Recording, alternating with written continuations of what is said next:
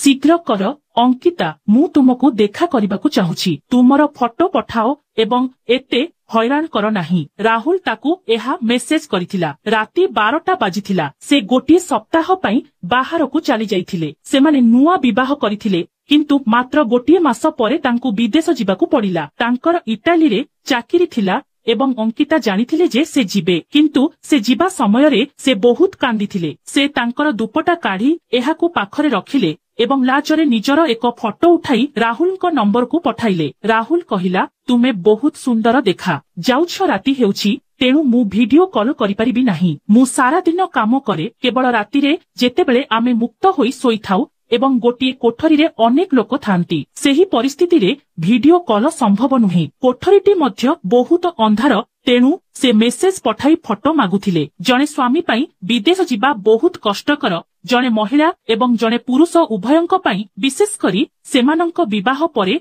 बहुत कम समय होईगला। सेमाने परस्पर को ठीक भाबरे जानी मध्य नथिले। अंकिता बहुत सुंदरी झियो थिले। राहुल तांकू देखिबा मात्रे तांक प्रेमरे पड़ी जाइथिले किंतु तांकू विदेश जिबाकू पड़िला। तेणु रातिरे किछि समय तांक सहित कथा न हेले से शांति अनुभव करि परिबे नाही। अंकिता मध्य समान परिस्थिति रे थिले। से सारा दिन घर कामरे व्यस्त रहुथिले तथापि तांको वृद्ध सासुंक जत्न नेउथिले एवं रातिरे से राहुल तांकू फोन करिबा पई उत्कंठार सहित अपेक्षा करुथिले। से फोन रे कथा होई पारु नथिले। से कहुथिले मु रूम रे एका नुहे इटाली रे आहुरी अनेक पुओ काम करूछंती तेणु से मेसेज माध्यम रे जोगाजोग करुथिले। से कहुथिले मो मोबाइल गैलरी रे तुमर फोटो सेफ अछि जेतेबेले मु फ्री थाए मु निश्चित भाबरे एहाकू देखे। अंकितांको पाखरे तांकर अनेक फोटो मध्य थिला जाहाकू से तांको ऑफिस रे उठाई तांकू पठाउथिले किंतु ऑफिस रे तांकर अधिक खाली समय नथिला कारण सेठारे काम करिबा परे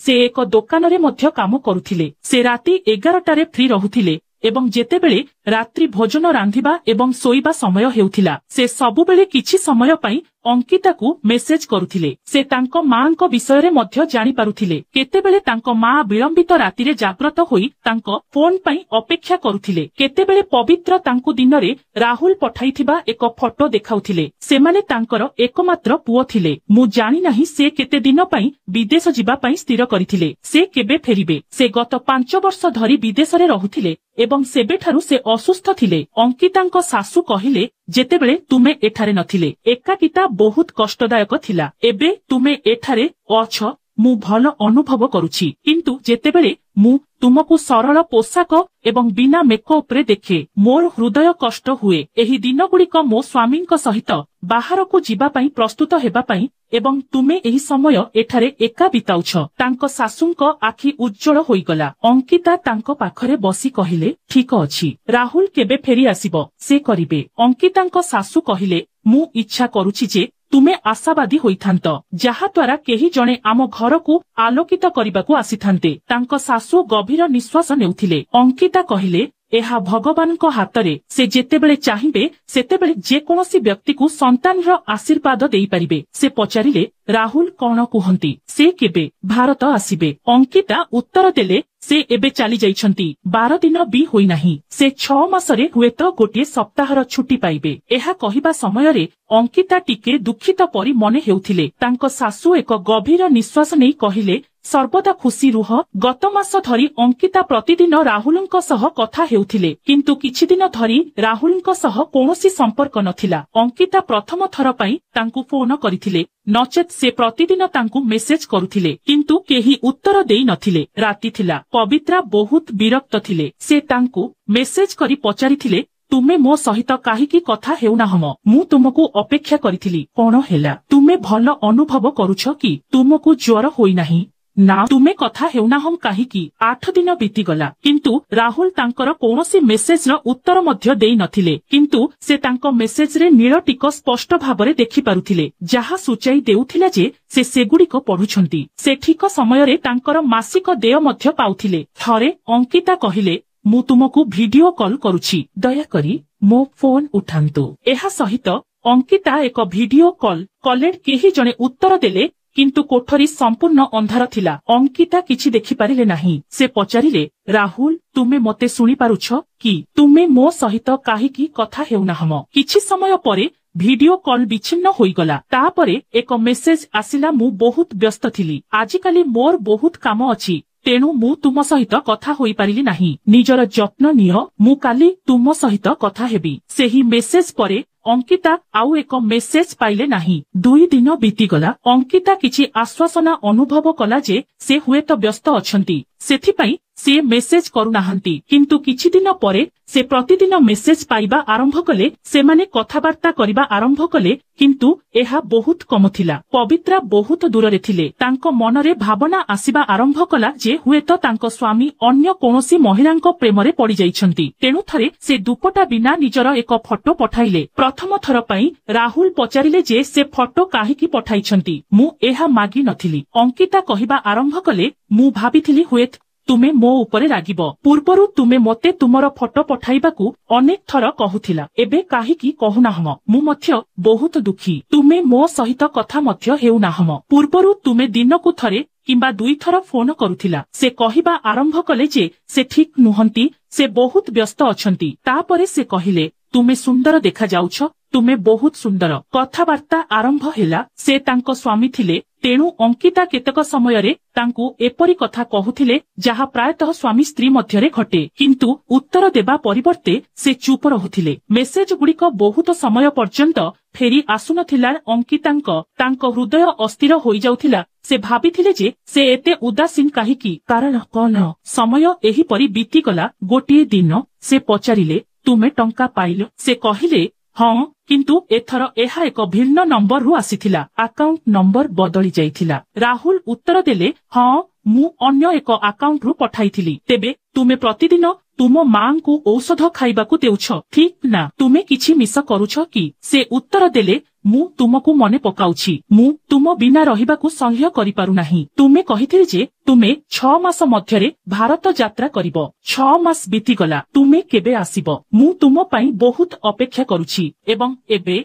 तांको मां मध्य पचारुछंती राहुलंकु पचारंतु से केबे फेरिबो। से जानी पारु नाही काहेकि तांको हृदय एते अस्थिर। से कहिले मु एबे आसी परिबी नाही। मु बहुत बाध्य। कामर चाप बढ़ी जाइछि। तेणु मु हुएत 2 किंबा 3 वर्ष पई आसी परिबी नाही। तुमे मांको जत्न नेउछ ठीक ना। से उत्तर देले हाँ मु अछि। तुमे बहुत परिवर्तन होइछ। मते सत्य कुह राहुल तुमे कोन इटालीर कोनोसी झियंक प्रेम रे पड़िछ। से राहुल सहित तांकर संदेह एवं संदेह बांटी सारिथिले। से कहिले ना मु कोनोसी झियो को पसंद करी नाही। केवल एठारे कामर चाप पड़िछि। से आहुरी कहिले तुमर पूर्वरु बहुत काम थिला एवं तुमे मो सहित कथा हेउथिला। तुमर स्वर बदली जाइछि। पूर्वरु तुमे बारंबार मते मोर फोटो पठाइबाकू कहुथिल। आमे बहुत कथा हेउथिलु किंतु एबे तुमे केवल मा विषय रे पचार। तुमे मो सहित ठीक भाबरे कथा हेउनाहम। तुमे काहेकि बदली गल। मोर सह सह अजब चिंताधारा अछि। राहुल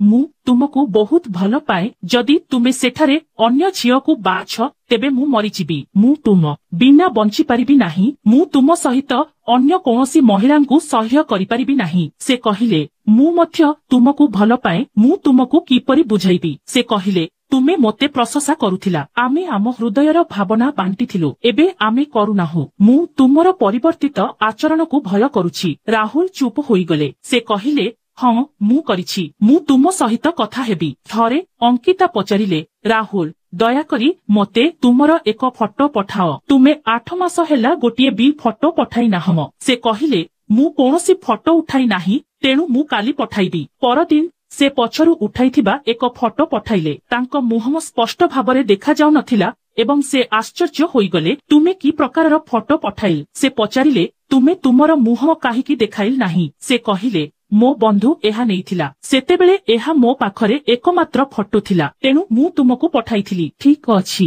फोटो विषय रे भूली जाओ। मते कुह मा ठीक अछंती कि मो मार भल जत्न नियो। जदि तुमको किछि दरकार हुए दयाकरी मते जणाओ। से कहिले तुमे केबे केबे मो सहित फोन रे कथा हेउथिला। मु तुमर स्वर सुनिबाकू इच्छा करुथिली। दयाकरी फोन कर तुमर स्वर सुनाओ। राहुल कहिले समस्त पुओ माने एठारे बुलाबुली करंती। मु कथा होई पारु नाही एवं मो बस काम समय रे आमको दिन रे कथा हेबाकु दियंती नाही किछि नाही आमे टेक्स्ट मेसेज माध्यमरे कथा होई पारुछु ठीक ना वर्तमान आमे केवल टेक्स्ट मेसेज माध्यमरे कथा होई पारुछु से कहिले ठीक अछि। गोटिए वर्ष बीती गला हठात गोटिए दिन अंकितांक सासूंक स्वास्थ्यावस्था गुरुतर भावरे बिगिड़ी गला। रातिरे से कौन करिवे एवं कौन करिवे नाही से विषय चिंतित थिले। तापरे से पड़ोशी मानंकु डाकिले। पड़ोशीर किछि लोक तांक सासूंकु डाक्तरखाना नेई गले। से सेमानंक सहित जाइथिले किंतु तांकर हृदघात होइथिला।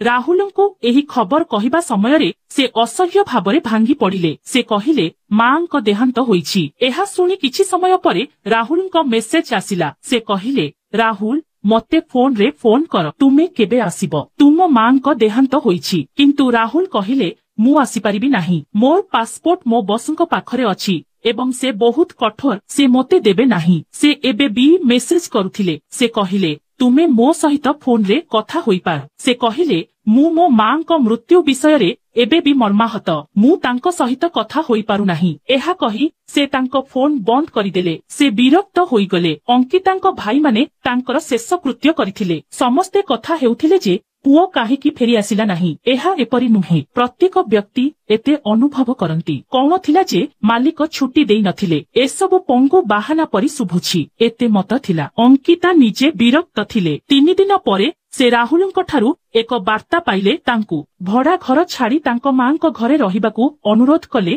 कारण से भड़ा घरे एका रही परिबे नाही। राहुल तांको बापा मांक घरे रहिबा आरंभ कले किंतु तांको भाई तांकु बारंबार कहुथिले आमर अनेक संपर्कीय भाई विदेश रे रुहंती किंतु सेमाने सेमानंक स्त्री को मध्य सेठाकु नेई गले। तुमर स्वामी भल से तुमको आम कांधरे बसाइले भल हे तुमर सासु मध्य आउ जीवित नाहंती जाहांकर जत्न नेबाकु पड़िबो। तेणु राहुलंकु कुह जे तुमको मध्य इटाली नेई आसीबो। से एठारे देबाकु थिबा भड़ा पई इटाली रे एक छोट फ्लैट नेबा उचित। तुमे तांक सहित रहिबो। विवाह हेबा परठारु तुमे एका रहुछ। तुमे भाग्यवान थिल जे तुम स्वामींक साथ मात्र गोटिए मास पई पाइथिल एवं तापरे प्राय 1.5 वर्ष होइगला तुमे तुम स्वामींक ठारु दूरता सभ्य करुछ। अंकिता तांक दियोर मानंक कथा सुनी विरक्त होइगले। से राहुल को कहिबाकु लागिले तुमे मोते तुम घर को काहीकि डाकिबो नाही। तुमे एक छोट फ्लैट नेई परिबो। मु केवल गोटिए कोठरी रे काम करिबि किंतु मु एठारे मो दियोर मानंक घरे रही परिबि नाही। तुमे जानो मो दियोर माने किपरि सेमाने मोते सभ्य करि पारंती नाही। से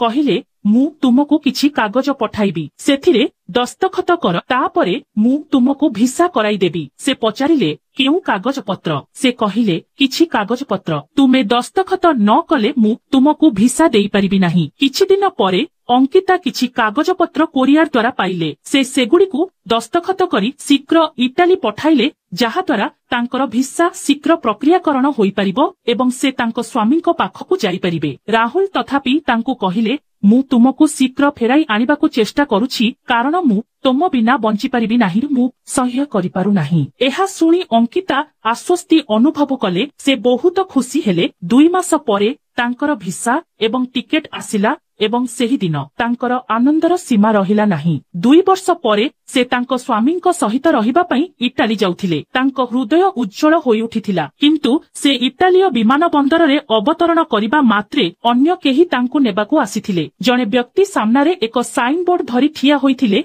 जहा उपरे लेखा थिला अंकिता। से तांको पाखकू गले। से पचारिले तुमे कोन अंकिता राहुलंको स्त्री। से उत्तर देले हां मु। से कहिले मो सहित आस मु तुमको तांको घर को नहीं जीवी। से तांको गाड़ी रे बसाई सारिथिले। अंकितांको हृदय धड़ धड़ करुथिला। से बहुत समय परे राहुलंकु भेटिबाकू जाउथिले। से बहुत खुशी होई गले। गाड़ीटी एक कोठा सामना रे अटकी गला। सेही लोकटी तांको लिफ्ट नेई 6 महला एवं फ्लैट नंबर 604 को जीवाकू कहिला। से तांकर ब्याग उठाई कोठा भीतर को गले। से लिफ्ट नेई 6 महला को गले एवं फ्लैट नंबर 604 सामनारे ठिया हेले। से घंटी बजाइले। द्वार खोली गला। जेतेबेले से भीतर को पसिले सेठारे से जणे अजणा लोक ठिया होइथिला जिए पूर्वरु द्वार बंद करि सारिथिला। अंकिता भयभीत होई गले। से पचारिले तुमे किए। से एक दीर्घ निश्वास नेले। से कहिले तुमे मोते जानि नाहम किंतु मु तुमको जाने दया करी बसी जाओ। से सामना सोफा को इंगित कले किंतु अंकिता भयभीत होई गले। से कहिला ना ना ମୁଁ ବସିବି ନାହିଁ। ରାହୁଲ କେଉଠି? ସେ କହିଲା, ମୁଁ ତୁମକୁ ରାହୁଲ ବିଷୟରେ କହିବାକୁ ଚାହୁଁଛି। ମୁଁ ତାର ବନ୍ଧୁ। ତୁମେ ବସିବା ଉଚିତ। ସେ କହିଲା, ନା, ପ୍ରଥମେ ତାକୁ ଡାକି ଦିଅ, ମୁଁ ବସିବି ନାହିଁ। ଅଙ୍କିତାଙ୍କ ଜୀବନ ଅଟକି ଯାଇଥିଲା। ସେ କହିଲା, ଏହା ତୁମର ଇଚ୍ଛା, କେବଳ ଏଠାରେ ଠିଆ ହୁଅ। ସେ ଯାଇ ସୋଫା ଉପରେ ବସିଲା। ଦେଖ, ମୁଁ ତୁମକୁ ମିଛ କହିଲି ଏବଂ ଗତ 1.5 ବର୍ଷ ଧରି ମୁଁ ରାହୁଲ ହେବାର ଅଭିନୟ କରି ତୁମ ସହିତ କଥା ହେଉଛି। ଏହା ଶୁଣି ଅଙ୍କିତା ଆଶ୍ଚର୍ଯ୍ୟ ହୋଇଗଲେ। ସେ ପଚାରିଲେ, ତୁମେ ମୋ ସ୍ୱାମୀଙ୍କଠାରୁ କିପରି ଫୋନ ପାଇଲ? ତୁମେ କିଏ ଏବଂ ତୁମେ ମୋ ସ୍ୱାମୀ ହେବାର ଅଭିନୟ କରି ମୋ ସହିତ କଥା ହେବାକୁ କିପରି ସାହସ କଲ? ସେ କହିଲେ, ଏହା ଏକ ବାଧ୍ୟବାଧକତା ଥିଲା। ରାହୁଲ ଏବଂ ମୁଁ ଗୋଟିଏ କମ୍ପାନୀରେ କାମ କରୁଥିଲୁ। ଆମେ ଗୋଟିଏ ଫ୍ଲାଟରେ ଗୋଟିଏ ରୁମ୍ ସେୟାର କରୁଥିଲୁ। ସେହି ରୁମ୍ ସେୟାର କରୁଥିବା ଅନ୍ୟ ଅନେକ ପୁଅ ଥିଲେ ଏବଂ ମୋର ବିଛଣା ରାହୁଲଙ୍କ ପାଖରେ ଥିଲା। ସେ ପ୍ରାୟତଃ ତୁମ ସହିତ ଫୋନରେ କଥା ହେଉଥିଲା ଏବଂ ମୁଁ ଶୁଣିଥିଲି। ସେ ମେସେଜ ପଠାଉଥିଲା ଏବଂ କେତେବେଳେ ମୁଁ ସେମାନଙ୍କୁ ଦେଖିପାରୁଥିଲି। କିନ୍ତୁ ମୁଁ ବହୁତ ଧ୍ୟାନ ଦେଉନଥିଲି କାରଣ ତାଙ୍କର ନିଜସ୍ୱ ବ୍ୟକ୍ତିଗତ ଜୀବନ ଥିଲା। କିନ୍ତୁ କଥାବାର୍ତ୍ତାରେ ସେ ତୁମକୁ କେତେ ଭଲ ପାଉଥିଲେ ତାହା ପ୍ରକାଶ କରି ତୁମର ନାମ ବହୁତ ଉଚ୍ଚାରଣ କରୁଥିଲେ। ଅଙ୍କିତା କହିବାକୁ ଲାଗିଲେ, ତୁମର ଅର୍ଥ କଣ? ସେ କେଉଠି? ସେ କହିଲେ ଯେ ତାଙ୍କର ଏକ ଦୁର୍ଘଟଣା ଘଟିଛି ଏବଂ ଏଥିରେ ସେ ପ୍ରାଣ ହରାଇଛନ୍ତି। ଏହା ଶୁଣି ଅଙ୍କିତାର ହୃଦୟ ଭାଙ୍ଗିଗଲା। ସେ କହିଲେ, ତୁମେ ମିଛ କହୁଛ। ସେ କହିଲେ, ମୁଁ ମିଛ କହୁନାହିଁ। ମୋର ନାମ ସମୀର ଏବଂ ମୃତ୍ୟୁଶଯ୍ୟାରେ ଥିବା ରାହୁଲ ମୋତେ ତାଙ୍କ ପରିବାରକୁ ତାଙ୍କ ମୃତ୍ୟୁ ବିଷୟରେ ନ କହିବାକୁ ପ୍ରତିଶ୍ରୁତି ଦେଇଥିଲେ। ନଚେତ୍ ତାଙ୍କ ମା ତାଙ୍କ ବଞ୍ଚିଥିବା ସମୟରେ ମୃତ୍ୟୁବରଣ କରିବେ ଏବଂ ତାଙ୍କ ସ୍ତ୍ରୀ ହୁଏତ ଏହି ଆଘାତ ସହ୍ୟ କରିପାରିବେ ନାହିଁ। ସେ ମୋତେ ତାଙ୍କର ମୋବାଇଲ ଫୋନ ଦେଇଥିଲେ। ସେ ମୋତେ ରାହୁଲ ବୋଲି ଡାକିବାକୁ କହିଥିଲେ। ମୁଁ ପ୍ରତିରୋଧ କରିବାକୁ ବହୁତ ଚେଷ୍ଟା କରିଥିଲି କିନ୍ତୁ ମୁଁ ଜଣେ ମୃତ୍ୟୁମୁଖର ବ୍ୟକ୍ତିଙ୍କ ଶେଷ ଇଚ୍ଛାକୁ ମନା କରିପାରିଲି ନାହିଁ। ତେଣୁ ମୁଁ ତୁମ ସହିତ କଥା ହେବାକୁ ବାଧ୍ୟ ହୋଇଥିଲି। କିନ୍ତୁ ତୁମେ ହୁଏତ ଅନୁଭବ କରିବାକୁ ଆରମ୍ଭ କରିଥିଲି ଯେ ରାହୁଲ ବଦଳି ଯାଇଛି। ମୁଁ ତୁମ ସ୍ୱାମୀଙ୍କ ପରି ତୁମ ସହିତ କଥା ହୋଇପାରୁନଥିଲି। ତେଣୁ ମୁଁ ଅତି କମରେ କଥାବାର୍ତ୍ତା କରିବାକୁ ବହୁତ ଚେଷ୍ଟା କରିଥିଲି। କିନ୍ତୁ ତୁମର ଫଟୋ ଦେଖିବା ଏବଂ ତୁମ ସହିତ କଥା ହେବା ପରେ ମୁଁ ଅନୁଭବ କଲି ଯେ ତୁମକୁ ମଧ୍ୟ ସମର୍ଥନର ଆବଶ୍ୟକତା ଅଛି ଏବଂ ମୁଁ ମଧ୍ୟ ବିବାହ କରିବାକୁ ଚାହୁଁଛି। ତେଣୁ ମୁଁ ତୁମକୁ ସେହି କାଗଜପତ୍ର ପଠାଇଲି ଏବଂ ସେହି କାଗଜପତ୍ର ତଳେ ତୁମେ ମୋ ସ୍ତ୍ରୀ। କିନ୍ତୁ ମୁଁ ତୁମର ସମ୍ମତି ମାଗି ନଥିବାରୁ ମୁଁ ତୁମକୁ ମନ୍ଦିରକୁ ନେଇଯିବି ଏବଂ ତୁମେ ଯେତେବେଳେ କହିବ ସେତେବେଳେ ତୁମ ସହିତ ବିବାହ କରିବି। ଏହା ଶୁଣି ଅଙ୍କିତା ତୁରନ୍ତ ମନା କରିଦେଲେ। ସେ କହିଲେ, ତୁମେ ମୋତେ ଠକିଛ। ତୁମେ ମୋତେ ମିଛ କହିଲ। ତୁମେ ଅନିରୁଦ୍ଧ ବୋଲି ଅଭିନୟ କରି ମୋ ସହିତ କଥା ହେଉଥିଲା। ତୁମେ ମୋତେ ଏଠାକୁ ଆସିବାକୁ ପ୍ରତାରଣା କରିଥିଲ ଏବଂ ତୁମେ ଚାହୁଁଛ ଯେ ମୁଁ ତୁମକୁ ବିବାହ କରିବି। ସେ ଆହୁରି କହିଲେ, ତୁମେ ତୁମ ସ୍ୱାମୀଙ୍କ ମୃତ୍ୟୁ ଖବର ଶୁଣିଛ, ସେଥିପାଇଁ ତୁମେ ଆଶ୍ଚର୍ଯ୍ୟ ହୋଇଛ। ଏହି ଫ୍ଲାଟରେ କେବଳ ଗୋଟିଏ କୋଠରୀ ଅଛି। ତୁମେ ଏଠାରେ ରହିପାରିବ। ମୁଁ ତୁମକୁ ସମୟ ସମୟରେ ଫୋନ କରି ତୁମର ଅବସ୍ଥା ଜାଣିବାକୁ ଦେବି। ତୁମର ଆବଶ୍ୟକ ସମସ୍ତ ଜିନିଷ ତୁମ ପାଖରେ ରହିବ। ତୁମର ସମୟ ଅଛି। ତୁମେ ଭଲ ଭାବରେ ଚିନ୍ତା କରିପାରିବ। ଯଦି ତୁମର ହୃଦୟ ଇଚ୍ଛା କରେ ମୁଁ ତୁମକୁ ଗ୍ରହଣ କରିବାକୁ ପ୍ରସ୍ତୁତ। ଯଦି ତୁମେ ନ କର ମୁଁ ତୁମକୁ ଫେରାଇ ଦେବି। କିନ୍ତୁ ମୁଁ ଚାହୁଁଛି ତୁମେ ନିଷ୍ପତ୍ତି ନେବା ପୂର୍ବରୁ ଭଲ ଭାବରେ ଚିନ୍ତା କର। ତୁମେ ଏଠାରେ ଗୋଟିଏ କିମ୍ବା 2 ମାସ ରହିପାରିବ। ତାପରେ ଏହା ତୁମ ଉପରେ ନିର୍ଭର କରେ। ଏତିକି କହି ସେ ଚାଲିଗଲେ। ଅଙ୍କିତା ପ୍ରବଳ କାନ୍ଦି ପକାଇଲେ। ରାହୁଲ ସେହି ବ୍ୟକ୍ତିଙ୍କୁ ଏସବୁ କାହିଁକି କହିଥିଲେ? ସେ ତାଙ୍କୁ ତାଙ୍କ ମୃତ୍ୟୁ ଖବର ଲୁଚାଇବାକୁ କାହିଁକି କହିଥିଲେ? ତଥାପି ସେହି ବ୍ୟକ୍ତି ରାହୁଲର ପରିଚୟ ଦେଇ ତାଙ୍କ ସହିତ କଥାବାର୍ତ୍ତା ଜାରି ରଖିଲେ। ସେ 15 ଦିନ ଧରି କାନ୍ଦି କାନ୍ଦି ବିତାଇଥିଲେ। ସେ କିଛି ଠିକ ଭାବରେ ଖାଇ ନଥିଲେ କିମ୍ବା ପିଇ ନଥିଲେ। ଜଣେ ଚାକରାଣୀ ତାଙ୍କ ପାଖକୁ ଆସୁଥିଲେ ଯିଏ ତାଙ୍କର ହୃଦୟର ଗୁପ୍ତ କଥା ବାଣ୍ଟିବେ ଏବଂ ଘର କାମରେ ମଧ୍ୟ ସାହାଯ୍ୟ କରିବେ। କିନ୍ତୁ ତାପରେ ସେ ଭାବିବାକୁ ଲାଗିଲେ ଯେ ଯଦି ସେ ଫେରିଯିବେ ତେବେ ତାଙ୍କ ଦିଅରମାନେ ତାଙ୍କୁ କେବେ ନିଜ ପାଖରେ ରଖିବେ ନାହିଁ। ସେ ତାଙ୍କ ଦିଅରଙ୍କ ଆଚରଣ ଦେଖିଥିଲେ। ସେ କଣ କରିବେ ଏବଂ କଣ କରିବେ ନାହିଁ ତାହା ଚିନ୍ତା କରୁଥିଲେ। ତାଙ୍କ ବାପା ମାଙ୍କ ମୃତ୍ୟୁ ହୋଇସାରିଥିଲା। ତାଙ୍କ ଭାଇ ଭଉଣୀମାନେ ତାଙ୍କ କଥା ଶୁଣିଥିଲେ। ତାଙ୍କ ବାପା ମାଙ୍କ ଘରେ ଜୀବନ ନକ ହୋଇଥାନ୍ତା। ତେଣୁ ସେ ସମୀରଙ୍କ ପ୍ରସ୍ତାବରେ ରାଜି ହୋଇଗଲେ। ଗୋଟିଏ ମାସ ପରେ ସେ ସମୀରଙ୍କୁ ବିବାହ କଲେ। ତାପରେ ସମୀର ଆଉ ଏକ କଥା ପ୍ରକାଶ କଲେ। ରାହୁଲ ମୃତ୍ୟୁ ସମୟରେ ତାଙ୍କୁ ପ୍ରତିଶ୍ରୁତି ଦେଇଥିଲେ ଯେ ସେ ତାଙ୍କୁ ତାଙ୍କ ସ୍ତ୍ରୀ ଭାବରେ ଗ୍ରହଣ କରିବେ ଏବଂ ପରିତ୍ୟାଗ କରିବେ ନାହିଁ। ଏହା ଶୁଣି ସେ କାନ୍ଦିବାକୁ ଲାଗିଲେ। ଧୀରେ ଧୀରେ ସମୀରଙ୍କ ସହିତ ତାଙ୍କର ବ୍ୟବହାର ମଧ୍ୟ ଉନ୍ନତ ହେଲା କାରଣ ସେ ତାଙ୍କର ବହୁତ ଯତ୍ନ ନେଉଥିଲେ। କିନ୍ତୁ ଆଜି ମଧ୍ୟ କେତେବେଳେ ଯେତେବେଳେ ସେ ରାହୁଲଙ୍କୁ ମନେ ପକାନ୍ତି ତାଙ୍କ ଆଖି ଉଜ୍ଜଳ ହୋଇଯାଏ ଏବଂ ସମୀର ସର୍ବଦା ତାଙ୍କ ଲୁହ ପୋଛି ଦିଅନ୍ତି। ବନ୍ଧୁଗଣ, ଯଦି ଏହି କାହାଣୀ ଆପଣଙ୍କ ହୃଦୟକୁ ଛୁଇଁଥାଏ ତେବେ ଦୟାକରି ଏହାକୁ ଲାଇକ୍ କରନ୍ତୁ। ଏହି କାହାଣୀର କେଉଁ ଅଂଶ ଆପଣ ସବୁଠାରୁ ଅଧିକ ଉପଭୋଗ କରିଛନ୍ତି ତାହା ଆମକୁ କମେଣ୍ଟରେ କୁହନ୍ତୁ। ଏହି କାହାଣୀକୁ ବହୁଳ ଭାବରେ ସେୟାର କରନ୍ତୁ ଏବଂ ଏହିଭଳି ଅଧିକ କାହାଣୀ ପାଇଁ ଆମର ଚ୍ୟାନେଲ ସବସ୍କ୍ରାଇବ କରିବାକୁ ଭୁଲନ୍ତୁ ନାହିଁ। ଧନ୍ୟବାଦର ଦେଖାହେବା ଆଉ ଏକ ନୂତନ କାହାଣୀରେ।